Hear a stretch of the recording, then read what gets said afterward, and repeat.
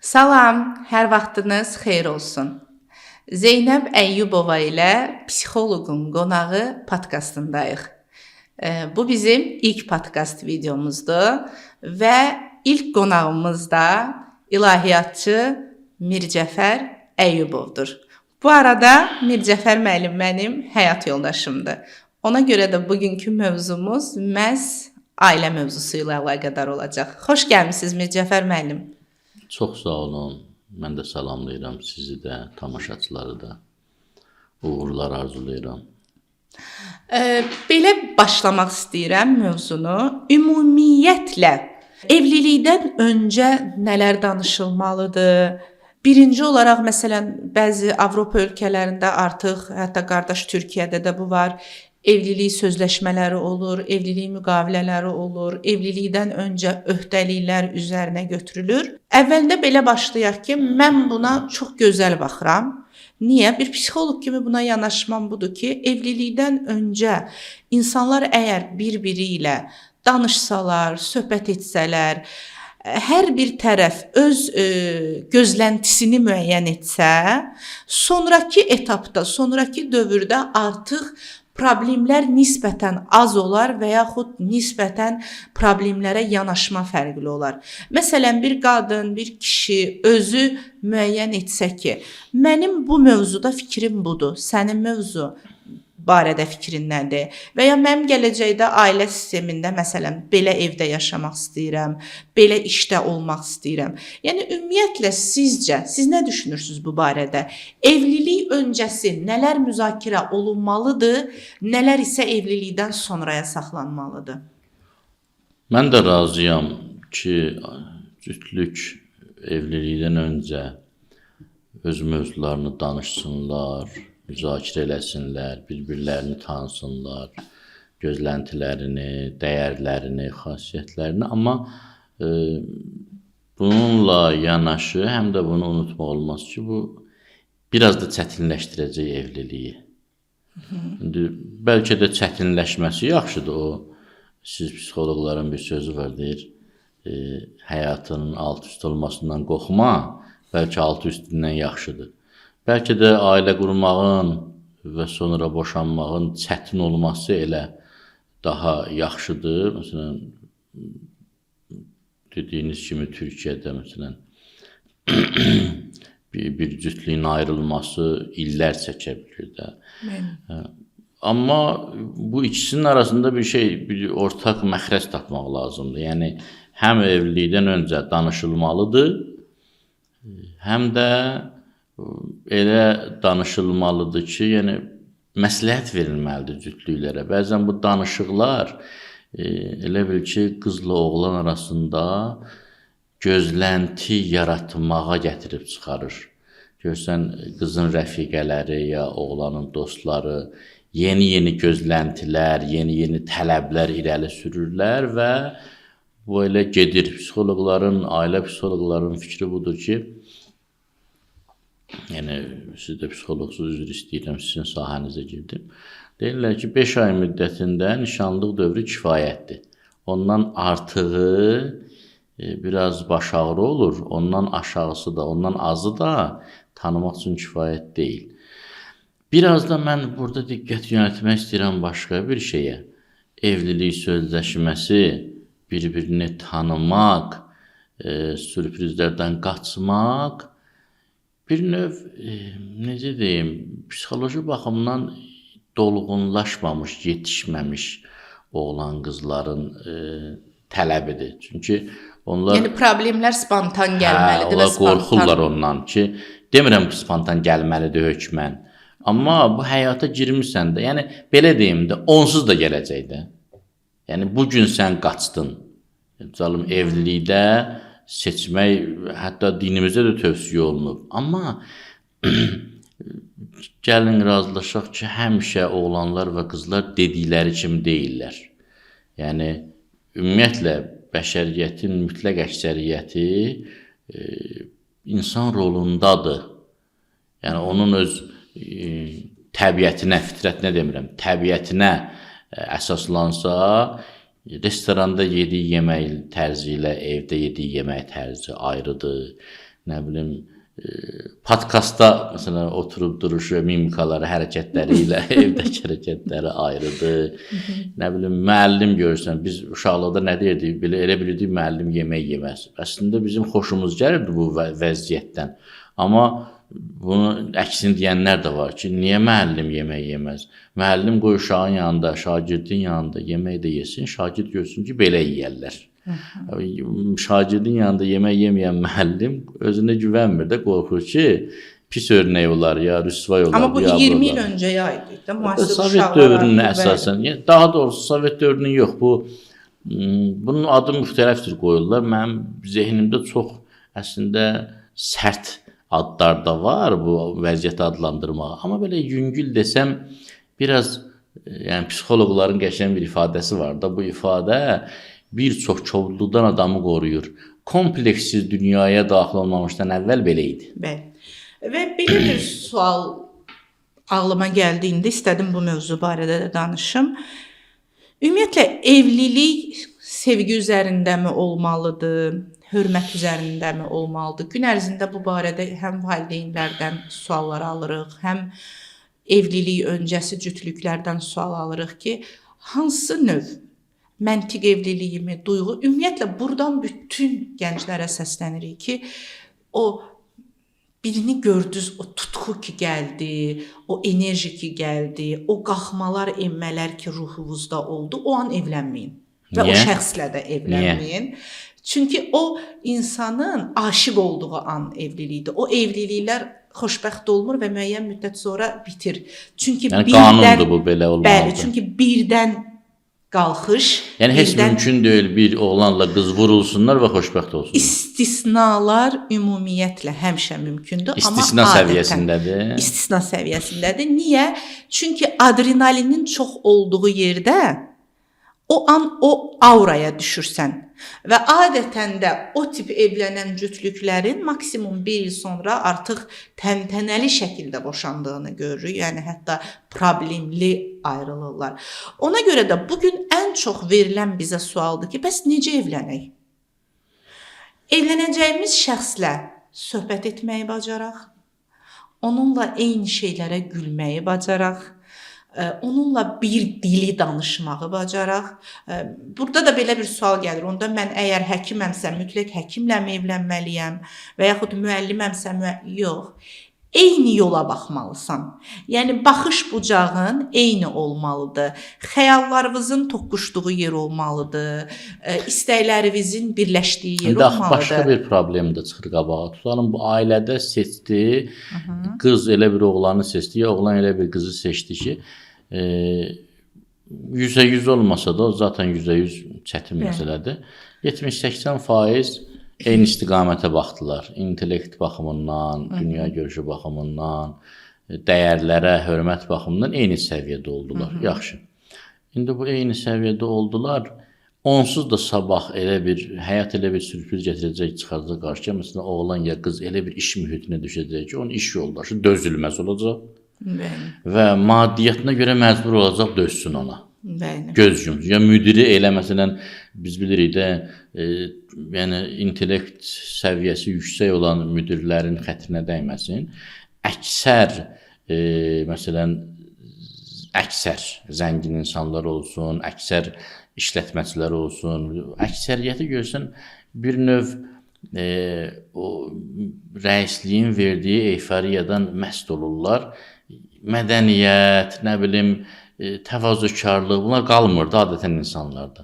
İndi bu xanım da məsələn seçib, elə bir kişi seçib ki, hər tərəfli onun həyat yoldaşıdır da, yəni danışa bilirlər, ədəbiyyatdan, idmandan ki, xanımlar çətin danışırlar. Vaterpoldan zatdan danışırlar məsələn. Yox, oğlu olan xanımlar danışa bilir. Məcburən, hə. Yəni məndə məsələn bizdə bilirsiniz də 2 oğlan deyə Ronaldonun bütün həyatını, yəni onların hətta belə bütün nəslini, kökünü tanıyırıq artıq. Yox, o nəsil kök o bir xanımlara aid olduğu üçün tanıyırıq, amma bu tərəfi Kimlə evlənib, nə vaxt boşanıb, anası nə deyib Ronaldonun? Bəli, bu sabah həyat başqa sürpriz çıxaracaq da bunun qarşısına. Görürsən övladı elə sərt olacaq ki, məcbur olacaq övladını dözsün. Yox, Yaxşı olar ki, yəni araşdırsın. Yəni belə deyim də, tutalım 100 dənə dəyər şkalası cədvəli düzəltdik. 50-si Orada düzgən. əsas onu da demirəm. Əsas prinsiplər olsun. Bir də o gövdə prinsiplərdə, sonrakı məsələ təfərrüat. Əsas prinsiplərdə uyğun gəlsinlər. Məsələn, müştərək dəyərləri olsun. Vacib deyil ki, məsələn, intellektual baxımdan eyni səviyyədə olsunlar. Ailəni idarə etmədə eyni səviyyədə olsunlar. Qalanları səbirli olmaq, yəni səbirli olmaqdan qaçmaq absurddur. Yəni biz xəyallar aləmində yaşamırıq ki. Baxın, konkret sualımız, evlilik hansı prinsip üzərində olmalıdır? Sevgi, hörmət, məntiq, hətta maddiyyat. Sizcə hansı prinsip üzərində olmalıdır? Evliliyi bir hovuza bənzətsək, məsələn 100 litrlik bir hovuzdursa, o 100 litrin 20 litri hörmət olmalıdır, 20 litri maddiyyat olmalıdır, 20 litri sevgi olmalıdır, 20 litri qarşılıqlı anlaşma olmalıdır. Hətta bəzən biz mədəniyyətlərin də toqquşması ola bilər. Məsələn, ailələr də eyni dili danışmaq istəyir. Bizim bir türk müəllimimiz var idi. Həmişə deyirdi ki, xaricdə evlilik tango rəqsi kimidir. Oğlanla qız oynayır. Bizdə halaydı, yallıdır. Bütün nəsil qarışır. Yəni bizdə evlilik iki nəfər arasında olmur. Onun ailəsi ilə həyat qurursan, qarşı tərəf xanımın ailəsi ilə həyat qurur və ona görə də hər bir dəyər müzakirə olunmalıdır. Və bu gün sevərkən qızlarımıza deyirəm, qəti şəkildə evlənərəm, düzələr deyə ailə həyatı qurmasınlar.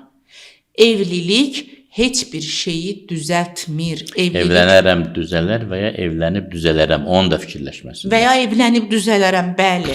Travmalarınızı həll etmədikcə, ruhunuzdakı o təlatümü həll etmədikcə, heç kəsin oğlu və ya qızı nə usta deyil, nə psixoloq deyil, nə də həkim deyil ki, sizi düzəltsin.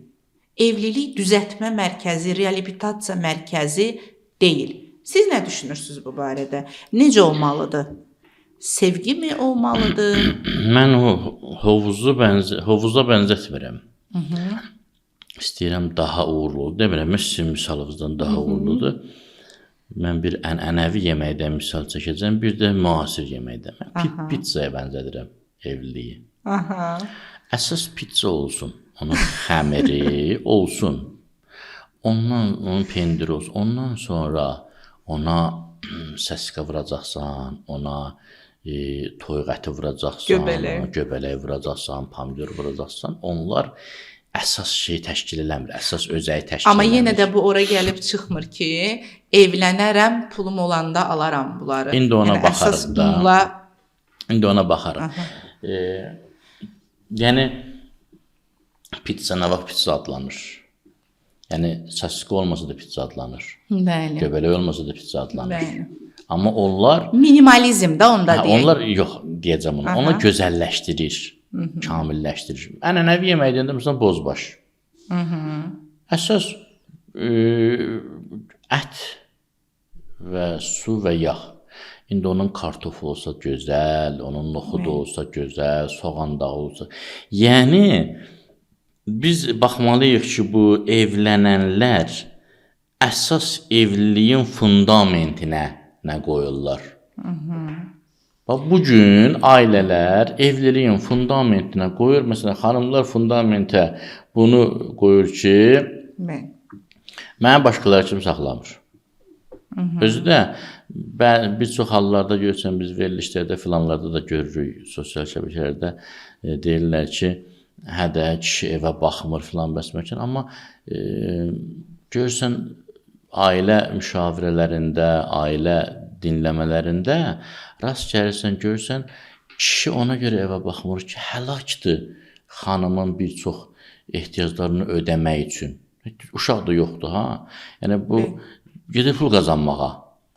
İndi bu qədərdir də. Yəni belə bir qanun mu var ki, bütün kişilər hökmən ali təhsilli, oliqarx ya orta səviyyəli zəngin olmalıdır. İndi bu fəhlədir. Yəni nə dünyadan fəhləlik statusunu çıxarmalıyıqmı? Ona buradan belə bir sual. Qadın ümumiyyətlə işləməlidirmi?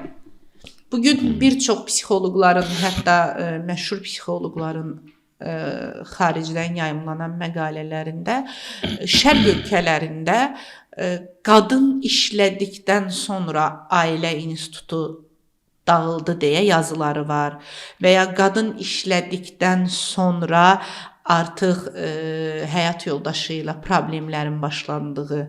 Bugün dini cəhətdən də baxa bilərik məsələyə, ümumi baxa bilərik. Yəni qadın işləməlidir. Eyni problem kişidə də var da. Kişi getdi idarədə bir nəfər xanıma rast gəldi. Kişi getməsəydi idarə olmazdı. Problem şəxslərin özlərindədir. Özləri özlərini idarə etməyi bacarmalıdırlar. Yəni qadın işləməlidir, işləməməlidir. Şəriət baxımından, dini baxımından ki problem yoxdur. Yəni dini baxımdan siz hətta dini baxımdan deməyək buna. Çünki bəzən dini baxımdan deyəndə onu həyatdan təcrid olunmuş şəkildə izah edirlər. Bizim həyatımız, yəni istər materialist həyat olsun, istər idealist həyat olsun, istər kapitalist, liberal, bütün həyatlar başlayıb Həzrət Adəm əleyhissalamdan Həzrət Həvva salamın həyatı. Biri kişidir, biri qadındır. Ondan sonraki dönəmlərdə görürsən Nuh əleyhissalamın xanımı onunla uyğun gəlmədi deyə Allah qınıyır xanımını. İbrahim əleyhissalamda onun xanımı Hacər xanıma görə ki, Peyğəmbər anası idi. Milyonlarla insan bu saat həcdə, indi həcc ziyarətindədirlər də. Allah qəbul eləsin, sağ-salamat qayıtsınlar. Hacər xanımın şərəfinə 7 dəfə get-gəl etməlidirlər ki, Səfa və Mərvə dağının arasında. Bizim Peyğəmbərimiz, İslam Peyğəmbərinin xanımları Həzrət Xədicə ki, bütün malını, mülkünü, iş qadını idi. Həzrət Xədicə iş qadını idi. Hətta, məsələn, elə tarixi məlumatlar var ki, araşdırmamışam onu, amma möhtəbər məlumatlar. Məsələn, Həzrət Xədicənin dəvələrinin sayını 70 min deyirlər. Məkkə kimi yerdə. Ən azından bu dəqiqdir ki, məsələn, Məkkədə Qureyş qəbiləsi ki, ən böyük qəbilə idi. Onlarda Qureyş qəbiləsinin zənginləri dəvə ticarət karvanını göndərirdilər. O karvanların hamısındakı dəvələrinin sayı qədər Həzrət Xədicənin karvanında dəvə var idi. Yaxşı, o zaman belə... Yəni, iş qadını idi. Yəni... Yaxşı, o zaman Həzrət Xədicə işləyirdi. Bugün qadın işləyəndə nə dəyişir? İndi ora gətirim söhbət. Nə dəyişir? İş qadını dəyişmir, iş kişini dəyişmir. Söhbət imtahan meydanının, sınaq meydanının dəyişməsindən gedir. Qadın, bax biz insanların bir dənə mənfi cəhəti var. Biz də kütləvi xarakter daşıyır. Məsələn, bir nəfər istəyir ailəsini dolandırsın. Deyir ki, mən ailə dolandırmalıyam. Hara əl atırsa qazana bilmir.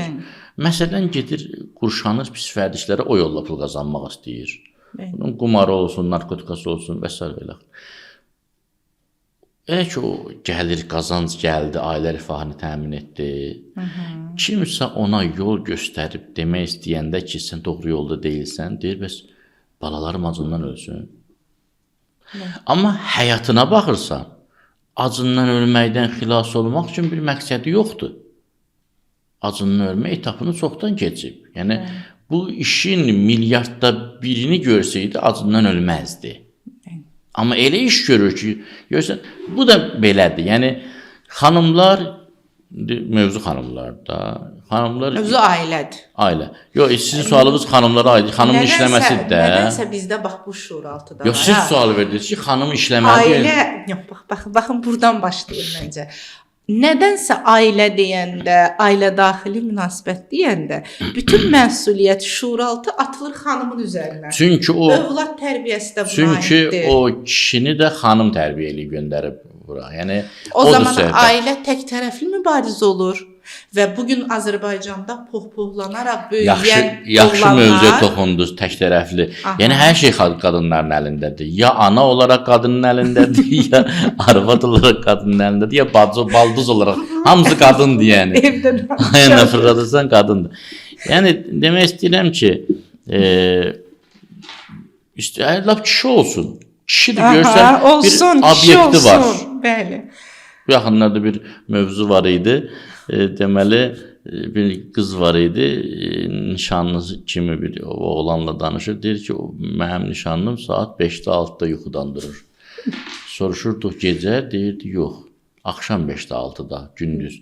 Niyə? Deyirsən, gecə obyektlərinə baş çəkir. Hansı obyekti gecə işləyir bunu? Yəni tikintidirsə, ya məsələn nədir bu? Nə obyekti? Hansı holdingdir ki, gecə səhərə qədər işləyir, səhər də axşama kimi yatır bu adam? Ya xanımda da deyəndə deyir ki, bəs işləməyim. İşlə. İşləyir, 5 gündən sonra işləmə yaddan çıxır. Ailə tərbiyəsində, uşaq tərbiyəsini də atır, ailə canlılığı da atır. Evin, ocağın istiliyi. Bu bizim mentala görə deyil, bu ailənin həqiqətidir. Ailəni ailə eləyən kişidir ya qadındır Zeynəb xanım? Qadındır, bəli. Niyə bəs kişi demədi? Qadın münasibəti başladır, bir Niyə münasibəti demədi kişidir? Bax, bir tərəfli danışırsınız. Çünki kişilər əslində psixoloji baxımdan zəifdirlər. Aha, ona görə qadındır əsas. Siz də Vəssalam, özünüz dediniz ki, kişi burada amma nə vaxt dəxaləti yoxdur. Nə vaxt Azərbaycan ailələri bu vəziyyətə gəldi ki, boşanmaların sayı artıq ilk etaplara keçib və yaxud bunu bir psixoloq kimi də... Evet, bu tək Azərbaycanda deyil. Dünya planet üzrə problem böyükdür. Azərbaycanda daha çox vüsət alıb. Niyə? Statistikaya görə və ölkə vətəndaşının sayına görə. Azərbaycanda bugün... Əhalinin faiz nisbəti. Bəli, Azərbaycanda bugün əgər ilk rüblərdə evlilik sayından çox boşanma sayı varsa, bu artıq həyəcan siqnalıdır. Mənə həm psixoloq kimi, həm qadın kimi bu məsələyə belə baxıram ki, Azərbaycan kişisi özünü itirdi. Necə itirdi? İdarə etməsini itirdi. Zəifdir də. Özünüz dediniz ki, zəifdir də Azərbaycan. Kişi zəifdir. Bilirsiniz necə? Avtoritarlığını itirdi. Məsələn, biz buna deyə bilmərik ki, məsələn, bugün verilişdən öncə də hər ikiniz gördünüz ki, zəng gəldi ki, bir Azərbaycan qadını, xəstə uşağı olan bir Azərbaycan qadını ərinin xəyanətindən dolayı məhv vəziyyətində idi. Təsadüfdən siz də eşitdiniz. Təəssüf ki, o əri başqa bir qadın olan anası pis böyüdür də. Amma məsələ burada hardan gəlir? Əgər nəzərə alsaq, keçmişi Azərbaycan kişisi xəyanətə həmişə meyilli olub. Həmişə. Mən razı deyiləm Azərbaycan kişisi kimi qələmə verməyə. Biz indi konkretləşdirib öz konseptimizə salıb öz ölkəmizdən danışaq. Bütün dünyanın kişiləri eyni tipdirlər də. Amma bütün dünyada həmişə ailə institutu belə deyildi. Ailə ən azından şərqi götürək. Ailə bazası bu qədər deyildi. Şərqi götürə bilərik, şərqi eynidir. Azərbaycan kişisinin özünü itirmə səviyyəsi, yəni Azərbaycan kişisi özünü buraxdı, məsuliyyətini buraxdı. Azərbaycan kişisi özünü məsələn nəsildə, kökdə, həyat yoldaşının, uşaqlarının qarşısında elə bir vəziyyətə gətirdi ki, bugün onun xəyanətindən qaynanası zəng vurur bir psixoloqa, deyir ki, çox xahiş edirəm, necə düzəldək? Bax, siz danışırsınız, o Azərbaycan kişisinin özünü itirmə etapını. Biz onu keçmişik o mərhələni. Bəli. İndi artıq qəbullanırıq artıq. İndi reallıqdır. İndi artıq yeni nəsil Azərbaycan kişisi, Azərbaycan oğlanı normal qız tapa bilmir. Yəni qızların ailə olmaq kimi bir dərdi yoxdur. Hardan başlayır? Ailəni də elə düşünürlər, elə qəbul, elə algılayırlar ki, ailə yəni gündə bir ölkəni gəzmək. Bəli. Ailə yəni mənim üçün iş təmin edəcəksən, lütf eləyib bir uşaq dünyaya gətirərəm. Amma dəyərlər sisteminin dəyişilməsi də buradan yarandı. Məsələn, əvvəllər əgər oğlanların kriteriyası oydu ki, mən bir qız istəyirəm ki, evdə otursun, sakit olsun. Hətta bəzi belə fikirlər var idi ki, heç oxumasa da olar. Bugün elçi belə gələndə ilk sualları budur ki, qız işləyir, işi gücü var. Yəni dəyərlər sistemi kökündən dəyişib. Amma mənə görə ailənin bu həddə dağılma səbəbi kişilərin özünü itirməsindən sonra baş verdi. Yəni kişilər artıq o nüfuzunu qorumadı və bunu da dəyərləndirə bilmərik ki, indi xəyanət dəbdir. Azərbaycanın Sovet dövründə də kişilər xəyanət edirdi. Dəyərini, məsuliyyətini itirib. Bəs sizcə Azərbaycan qadını kişilərə belə deyim də bu yolda təhrik edici rol oynamadı? Nə barədə? Məsələn, kişi elə bir qadınlara aşırı cəsarət verilmədi. Yəni bu pis çıxacaq biraz. Qadın niyə kölə qalmalı deyil? Doğrudur, tamamilə doğrudur. Amma analığı köləlik adlandırmaq, ailəni qorumağı nökərçilik adlandırmaq da sözlərdən sui-istifadə eləmək deməkdir. Bundan da razılaşmaq lazımdır. Bugün analıq müqəddəs hesab olunur da, bu səhvdir. Bilirsiniz burada nə səhvdir? Əgər biz desək ki, sırf analıq müqəddəsdir, o zaman ana ola bilməyənlər, ana olmaq istəməyənlər və ya hələ evlənməyənlər, yəni istisnalar qaydanı pozmur. Biz qoyuruq. Biz potensial anadan danışırıq. Müqəddəsatı biz qoyuruq. Niyə o rol ancaq Azərbaycan anasına qeydirilir? Yox, o qədər Azərbaycan... Amma heç kəs demir ki, sən atasan, ata fədakar o qədər Azərbaycan ailəsi var ki, Bəli. övladları yoxdur, xoşbəxtdirlər, illərdir yaşayırlar, 50-60 ildə ailədirlər. Bəli. Belə bir mövzu ilə çox tez-tez rastlaşırıq. Hətta qadınlar da, hətta bəzən kişilər də sual verir. Həyat yoldaşından gizlədilən pul və ya ona deyilməmiş yığılan pul ağıllı ehtiyat hesab olunur, yoxsa ailə daxili etimadsızlıq, güvənsizlik. Bəzən buna kişilərdə də rast gəlirik. Seansda məsələn eşidirik ki, kişi deyir ki, mən ondan gizlin pul yığıram ki, lazım olanda məndə pul olsun və ya birdən desəm deyər filan şey alaq və ya bəhanələr. Eynən də xanımlar. Birinci siz fikrinizi bildirin, sonra mən davam edeyim. Yerinə baxır da, yəni əgər ailədə məsuliyyətli idarə etmə qabiliyyəti kişidə daha çoxdursa və kişi görürsə ki, mən əgər qazandığım hər şeyi xanıma bildirsəm, xanım özünü idarə edə bilmir. Gedəcək mənasız şeylərə xərcləyəcək, ailəmizin gələcəyi təhlükəyə düşəcək. Burada problemi yoxdur. Ya əksinə, ailədə qadın daha yaxşı idarə edə bilirsə ki, adətən qadınlar ailənin gələcəyini daha yaxşı düşünürlər. İstisnalar var, amma adətən belədir. Amma bu gizlin olması biraz... Quranda bir dənə ayə var, deyir ki, səfehlərə öz mallarını idarə etməyi verməyin. Yəni bu adam bilmir necə idarə etsin. Ağıl məntiq deyir ki, bunun acığı da gəlsə, xoşlamasa da, elə buna yardım eləyəsən. Səfehdən də məqsəd burada nədir? Yəni, öz xeyrini, ziyanını düşünməyən. Uşaq kimidir, yəni bu görsən 50 yaşı var, uşaq kimidir, elə maaşı alan kimi, ya qazandığını qazanan kimi götürür dostlarını, gedir bir aylıq pulu xərcləyir, məsələn orada burada çıxır gəlir evə 5-10 manat pulla. Yəni burada artıq və yaxud xanımlarda bu dövr çox dərin bir mol xəstəliyi deyək də, hər şeyi mən brend giyinməliyəm. Bu dövr deyil ki, qadınlara, siz məndən yaxşı bilirsiniz, qadınların terapiya növlərindən biri alış-verişdir.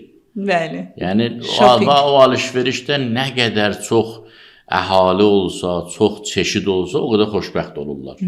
Yəni, siz də rast gəlmişsiniz elə bir qadınlara ki, əgər imkanım olsa, ümumiyyətlə, molda yatıb duraram. Bəli.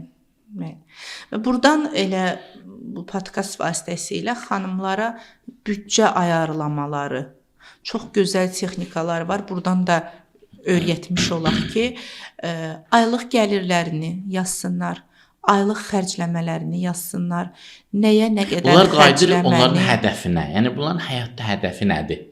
O mövzu var, hədəf nədir? Bilirsiniz, Bu gün bilmirəm fikir verirsiniz ya yox. Deizmə meyil çoxalıb. Bəli. Yəni deyir mən dindar deyiləm. Ateist də deyiləm. Allaha qurban olum. Deistəm. Niyə sizcə? Niyə?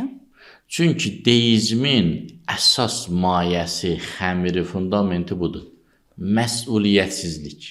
Bəli. Allah var, amma heç nə tələb eləmir. Bəli. Ateizmin tələbləri var, dinin tələbləri var, dindarlığın. Amma deizm, Allah var və səlam, başqa heç nə lazım deyil.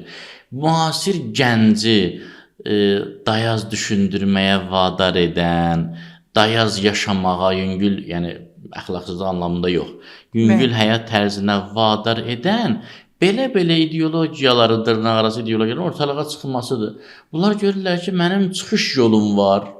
Bəli. Bu vaxta qədər sağ tərəf deyirdi ki, Allah var, cənnət var, cəhənnəm var. Qaçdım.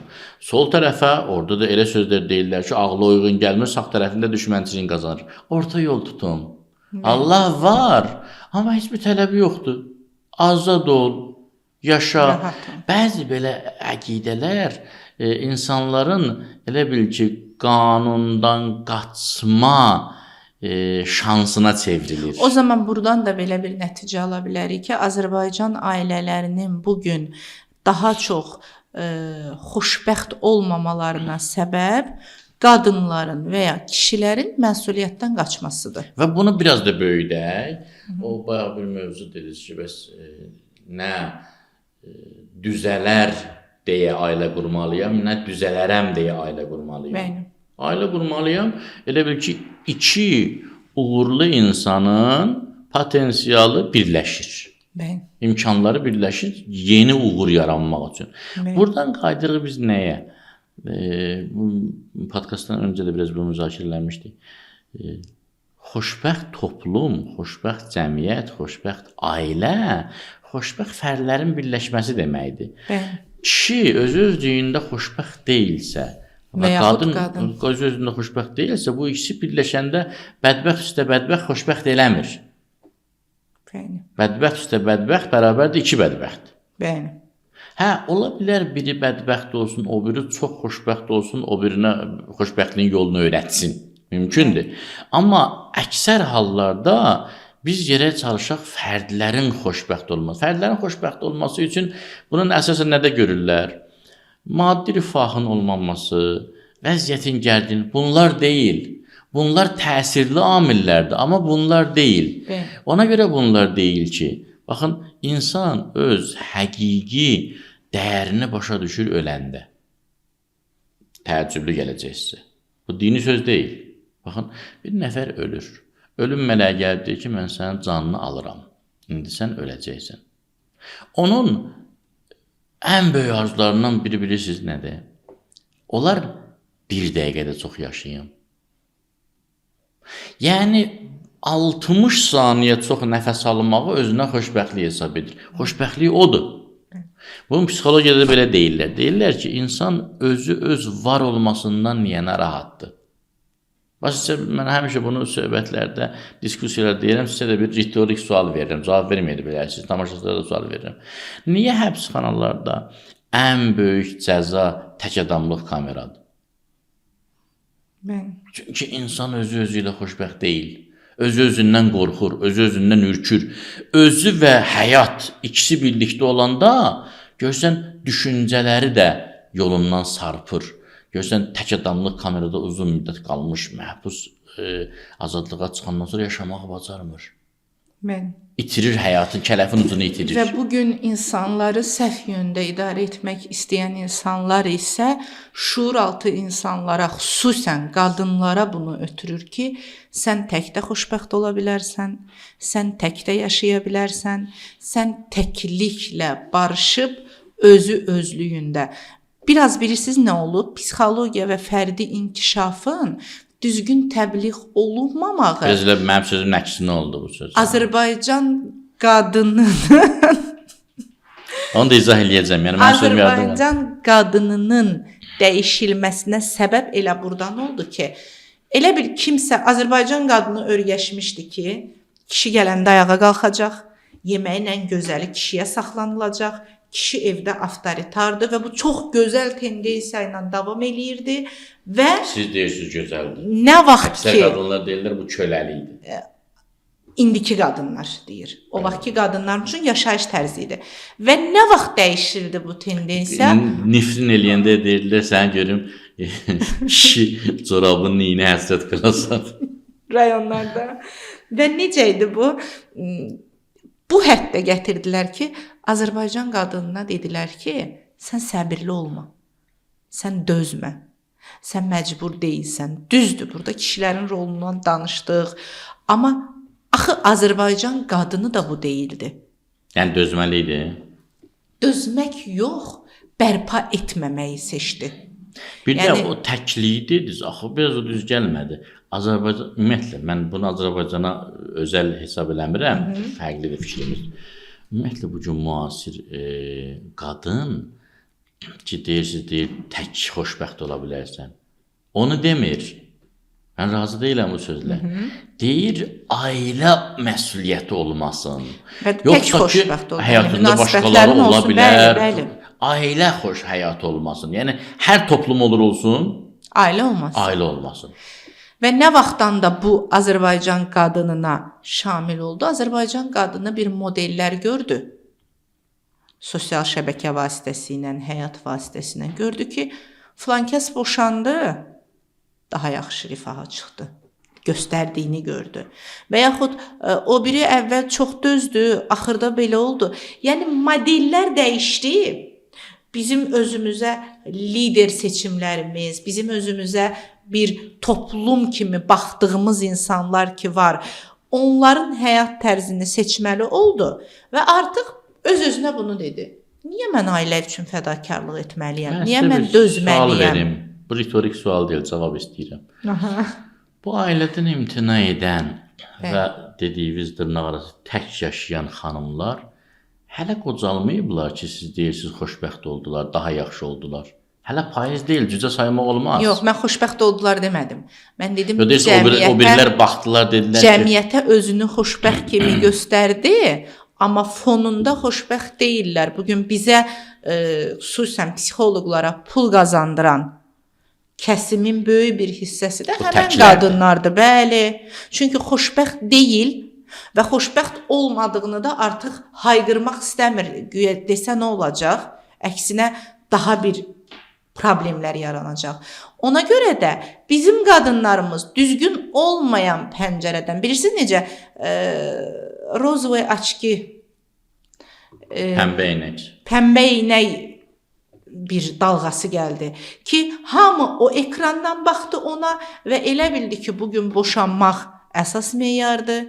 Bugün mən tək olsam daha rahatam, məsuliyyətdən qaçsam. Yəni əslində niyə mən Azərbaycan sözünü tez-tez deyirəm? Həqiqi Azərbaycan qadını qədər istər qürurlu olsun, istər dözümlü olsun, istər fədakar olsun, istər ailə prinsiplərinə uyğun olsun. İkinci bir qadın göstərin ki, ailə dəyərlərinə bu qədər hörmət eləsin. Mən bir stand-up'a baxmışdım. Orada deyirdi ki, bütün şəhər əhalisi üst tutur rayona, kəndə, dağ havasına ki, adam gələr burada yaşaya. Amma orada 2 gün qalandan sonra şəhər üstündarlığı qayıdır. Və bu komik bir durum yaradırdı. Gülüş yəni məlzəməsinə çevrilir. Haqlıdır da. Amma mənə elə gəlir ki, belə deyil məsələ. İnsanlar həqiqətən huzur axtarırlar. Həqiqətən o sakit, o balaca kənd evi, o minimal şeylərlə xoşbəxt olmaq, o var insanların ruhunda. Amma kütləvi bir yarış var bu biri tərəfə. Yəni bugün baxın insanların bir tərəfi çox amansızcasına orqanik bitkilər axtarır. Nə deməkdir? Orqanik bitki nədir? Yəni kənd. Kənddə bitən soğan, kartof, kənddə əkindən yığılan buğdada bişirilmiş təndir çörəyi və sair və kənd. Baxın terminlərimiz dəyişib. Kənd toyuğudur ya broiler. Yəni toyuğu bölmüşük 2 yerə. Kənd yumurtası, şəhər yumurtası. Yəni Büyünsəbalaca kənd adamı şəhər. Yəni bilirsiniz necədir? İnsanın bir tərəfi o huzura, o minimal xoşbəxtliyin verdiyi ləzzətə qaçır. Amma bu bir tərəfdə kütləvi bir axım var. Fikir verin, yəni adətən qadınlarda olur bu estetik əməliyyatlar filanlar. Yəni şəriətlə də günah deyil, belə psixoloji baxımdan, yəni heç bir qadağa da yoxdur. Yəni insani baxımdan da baxanda birinin öz məsələn üzündən, gözündən xoşu gəlmirsə, ixtiyarı var öz xoş gəldiyi tərzi salsın. Amma bu başlayır cərəyana çevrilməyə, tendensiyaya çevrilməyə.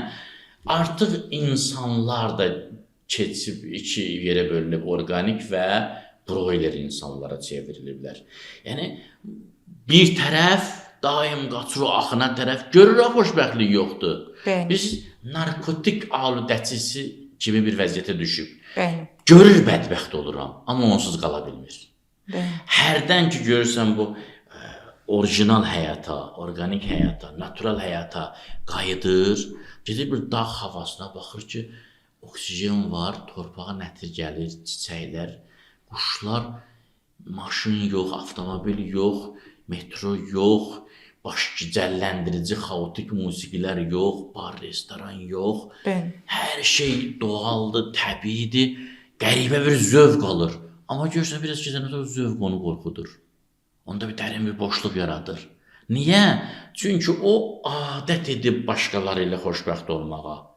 Yəni qayıtdıq həmin ailə məsələsinə. Hansı cütlükdən hər hansı birisi tapa bilmədiyi xoşbəxtliyi başqasında axtarırsa, o xoşbəxt olmayacaq. Əvvəlcə özü xoşbəxt olmalıdır, özü ilə. Məsələn, siz bir dənə empati yaradın, özünüzü qoyun bir oğlanın yerinə. Özü ilə xoşbəxt olan qızı bəyənərdiniz, ya depressiv qızı və ya qız olaraq.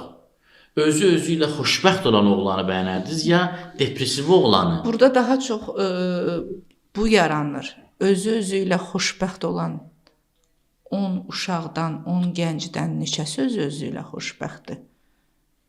Bu da bir məsələdir ki, bugün tərbiyə düz yetmir, cəmiyyəti düz yetmir. Bilirsiniz necə?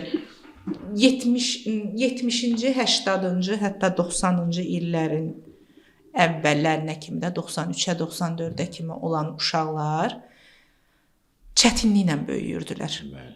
Söhbət heç təkcə maddi çətinlikdən gedir. Bu da bir mövzudur. Məhrumiyyət var idi. Belə bir şey demirlər ki, həm də şivdə də qoymur danışım, burada da qoymur. SSR-nin, Sovetin bu iqtisadi siyasəti var idi. Çoxu bəyənmirdi bunu. İndi anlaşılır ki, əslində bir baxımdan düzgün siyasət imiş. Bəli. Yəni bir isti, bir soyuq. Bəli. Yəni Allah Təala dünyanı elə idarə edir. Allah Təala bu saat bütün bəşəriyyəti zəngin edə bilməz, eləyə bilər. Niyə biraz verir, biraz kəsir? Çünki insanlarda qəribə bir harınlığa meyil var. Qudurğanlığa meyil var, özü istəyirəm. Yəni insanlar az olanda xoşbəxt. Qabaq yadınızdadır, Novruzdan Novruza plov bişiriləndə necə xoşbəxt olurduq. İndi plov bizi xoşbəxt etmir. Bəli. Çünki həmişə əl çatandır. Elə əslində dediyim söz ora çatır ki, o 70, 80, 90-cı ilin əvvəlinə qədər olan uşaqlar ki, mübariz ruhda böyüyürdü. Yəni mübariz ruhda böyümək bu deməkdir ki, yəni o uşaqlar daha çox nəyisə əldə etmək onlar üçün çətin idi, nəyisə adi qiyməti belə biz öz məktəbimizi mənim yadıma salanda 5-i belə mən bilmirəm indi sağdır yoxsa yox, bir ingilis dili müəlliməm var idi, Nazilə müəllimə. O 5-i rübdə bizə verincən öldürürdü bizi. Və biz o 5-i almaq üçün həqiqi əziyyət çəkirdik.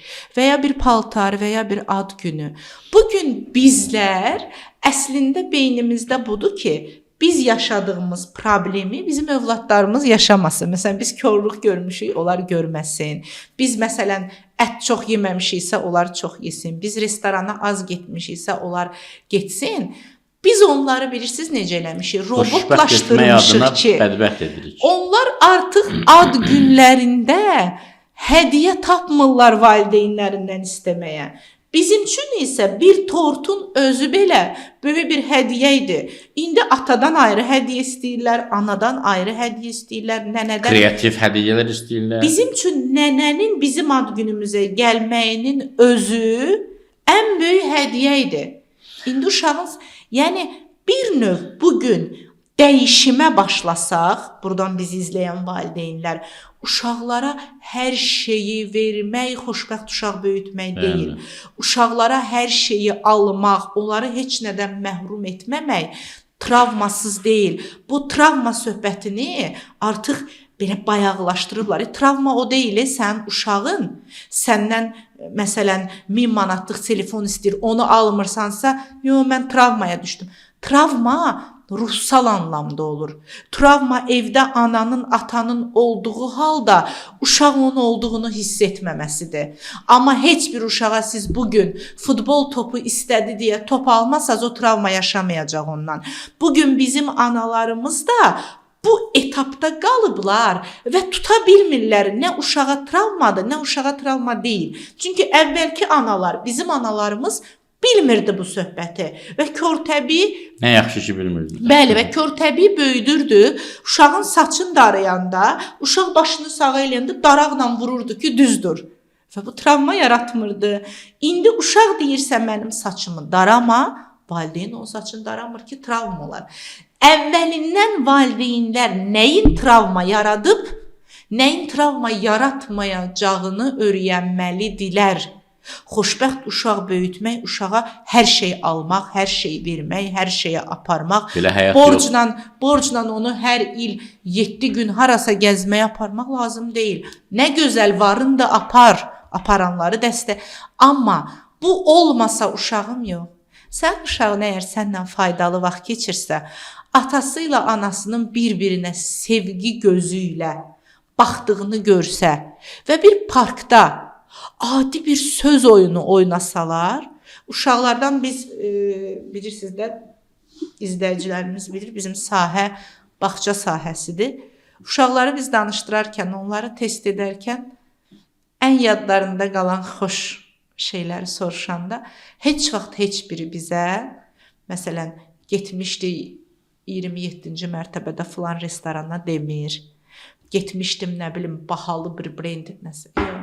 Ata ilə ana ilə parkda gəzdik, tullandıq, oynadıq, dənizdə üzdük, nə bilim, gəzməyə getdik.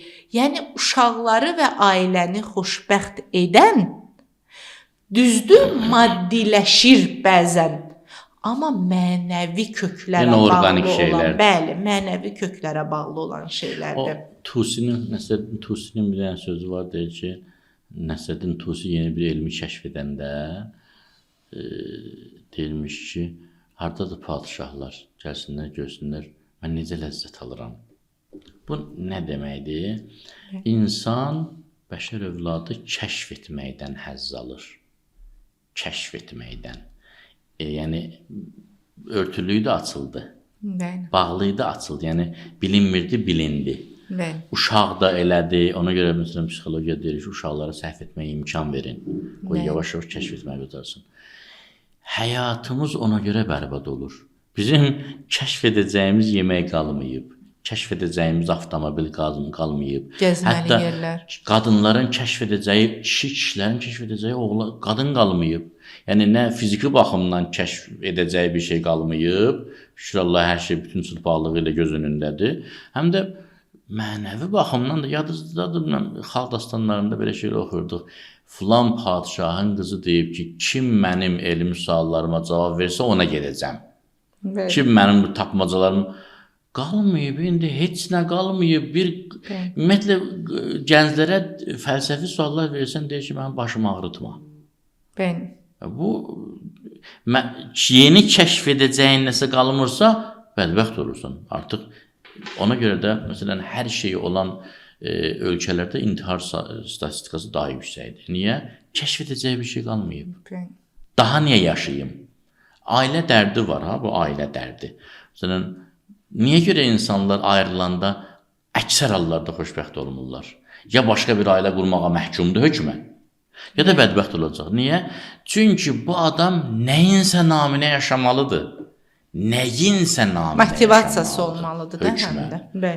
O bitəndə, yadınızdadır bir qoca kişi var idi, onun evini sökürdülər, siz dediniz ki, onun evini sökməməli, söksələr öləcək, elə də oldu. Niyə? Çünki hər şey eləyib övladları üçün, Bir dənə bu evə bağlıdır, bu da əlindən çıxdı. Artıq niyə yaşasın? Uşaq üçün davam edən evlilik, ümumiyyətlə uşağın ailədəki rolu, ümumiyyətlə ailəni birləşdirən dəyər uşaqdırmı və ya uşaq məsuliyyəti artırırmı ailədə yoxsa azaldırmı? Bu mövzunu da istədim müzakirə edək. Mənə görə bir psixoloq kimi baxsaq və boşanmaları nəzərə alsaq, uşaq ailəni birləşdirmir. Yəni demək ki, ailəni birləşdirən cütlüklərdir. Kişi və qadının bir-birini istəməsi, bir-birinə bağlı olması və bəs yaxşı uşaq ailədə olan məsuliyyəti artırırmı? Yəni uşağın rolu bir kişi və qadını birləşdirməkdə və ya ayırmaqda və ya nədir mövqeləri? Desək ki, artırmır, bu anormal cavab olar. Çünki uşaq var da, hər halda bu varlıqdır. Bəli. Varlıq təsirsiz ola bilməz ki, hökmən təsiri var. Bayaq dediyim məsələ gəlir. Fərd olaraq məsuliyyətli olmaq lazımdır. Bəli. Bir kişi, bir qadından olan övladını əgər sevmirsə, deməli qadını sevmir də. Demək ki, qadını sevmir hardasa, müəyyən faizdə olsa. Əlbəttə, uşaq məsuliyyət artırır. Əlbəttə, uşaq birləşmədə böyük rol oynayır. Amma baxmaq lazım, mən istəyirəm, bütün mövzular fon olsun, bu dediyim fiqur olsun. Baş verən çat nə boydadır? Ailədə əmələ gələn çatlaq nə qədər böyükdür? Yəni, uşaq məhəbbəti, uşaq məsuliyyəti, ailəcanlıq onunla mübarizə apara bilir ya yox. Bir də ilk gündəki həyəcanı da saxlamaq, ilk etapda başladığın Onun cavabını yerə siz dediniz də, qayıtmaq. həyəcanla ailə qurmaq doğru deyil. Yox, o etapa qayıtmaq. Olsun, Ailənin yenə də. ilk Bu illərində məşhur suallardan da ailə sevgini öldürür ya yox. evlilik. Baxın, evlilik. Baxın, bu cavabdan hamı qorxur. Amma mən qorxmuram. Niyə görə qorxmuram? İddialı Yəni cavab. bir oğlanla bir qız bir-birini kəşf etdiyi zamanda yaşadığı həyəcanla kəşf olunmuş kişi və ya qadının bir-birinə münasibətinin eyni olmasını gözləmək məntiqsizlikdir. Absurddur, bəli. Amma hədəf nədir? Hədəf sadəcə kəşf etməkdirsə, hə, orada bitəcək, gedəcək başqasına. Bəli. Amma hədəf əgər bir kiçik cəmiyyət institutu yaratmaqdırsa, müqəddəsdirsə hədəf, və burada bilirsiniz nəyə gəlib çıxırıq? Burada dinlər fırtına qoparır, tufan qoparır. Niyə? Din deyir, mən sizə demirdim, budur. İnsanın hədəfi müqəddəs olmasa, insan müqəddəs amallar uğrunda mübarizə aparmasa, nə ailə qalır, nə dünya qalır, nə kef qalır, nə heç nə qalmır. Bəli. Heç nə qalmır. Quranda bir ayə var, deyir ki, əgər bəzi insanların fədakarlıqları olmasaydı, nə məscid qalardı, nə sinagog qalardı, nə kilsə qalardı, nə bütpərəstlərin məbədi qalardı. Bu adın 4-ü də gəlib ayədə. Bəli. Tək məscidi demir. Niyə? Çünki insanların mənəviyyat adlı dərdi olmasa, maddiyyət biz heyvan deyilik, ola da bilmərik. Baxın, dini rəvayətlərdə deyilir ki, bəzi insanlar ayıya, meymuna çevriliblər ki, məsh olunublar, sonra onlar 3 gündən artıq yaşamayıblar. Sizcə niyə? Niyə? Çünki, indi sual olur burada, məhər meymun xoşbəxt deyil meymun olmaqdan? Ayı olduğu üçün xoşbəxt deyilmi? Xoşbəxtdir. İnsan ayı olanda xoşbəxt olmur. İnsan meymun olanda xoşbəxt olmur. Yoxsa meymun da ailəsi ilə xoşbəxtdir, övladı ilə xoşbəxtdir, yediyi ilə, içdiyi ilə xoşbəxtdir. Ona o aynaya baxsa özündən xoşbəxtdir, özündən gözəli yoxdur. İnsan ki çevrilir o heyvana, görür, başa düşür insan olaraq ki, mən insanam amma heyvan cildində. İnsani ləzzətləri burada ala bilmirəm.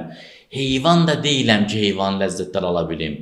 Nəhəng bir boşluq, qara bir dəlik məhv olur gedir. Bu da belədir. İnsanlıq başa düşür mənəviyyat olmasa, maddiyyət insanı xoşbəxt edə bilməz. Ona görə də fikir verin, mənəviyyat əleyhinə qurulan bütün ideoloji məktəblər biraz mənəviyyat qatırlar. Ateizmdir, biraz əxlaq normaları qatır. Nə bilim, kapitalizm hökmən nəsə qatır. Niyə? Çünki onsuz olmur. Onsuz xoşbəxt olmur. Fitrətin istəyir. Gözəl mövcud olunur. İnsan təkcə təbiəti malik deyil. təkcə fitrətə malik deyil. İnsan təbiət və fitrətin birləşməsidir. Birini tamamilə məhv eləsən insan bədbəxt olacaq. Və bu gün də sonda ailələrə demək istədiyimiz, sonda ailələrə məsləhətimiz bir probleminiz olanda ancaq o problemə odaklanmayın, ancaq o problemin üzərinə getməyin. Biraz dayaz deyil də geniş baxın. Ətrafa problemin içindən yox, qıraqdan baxın və ələxüsus istər ailənizin, istər özünüzün, istər çevrənizin xoşbəxtliyini heç kəsin vicdanına buraxmayın. Sonda sizə təşəkkür edirəm gəldiyiniz üçün və ilk podkastımızın qonağı olduğunuz üçün. İnşallah növbəti dəfə görüşərik. Sağ olun.